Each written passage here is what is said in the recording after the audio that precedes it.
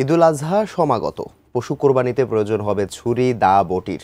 ব্যস্ততা বেড়েছে কামার বাড়িতে, বিক্রি বাট্টাও বেড়েছে কামারপট্টিতে। তবে চীনের ছুরি চাপাতি বাজারে সহজলভ্য ও সাশ্রয়ী হওয়ায় দিন দিনই বিপন্ন হয়ে উঠছে এই আদি পেশা।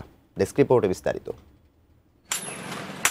মেহেরপুরের কামারশালাগুলোয় টুংটাং শব্দ, অবিরাম উঠছে নামছে হাপড়।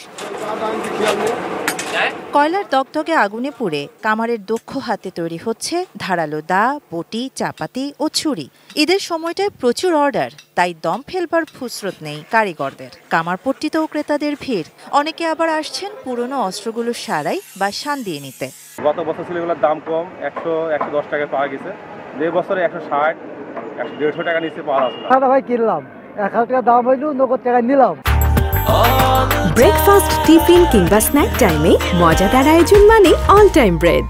তবে কয়লার অভাবে খরিদ্দারের সব চাহিদা সময় মতো সরবরাহ করতে পারছে না, জানান কামার কারিগররা। কোরবানির কাজ টুকটাক, খুব বিশেষ ভালো না, চলে।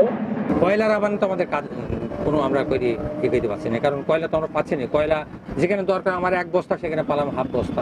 অন্যান্য বছরের তুলনায় নাটোরের বড় হরিশপুর, নিচা বাজার সহ কামারপাড়াগুলোই নেই তেমন ভিড়।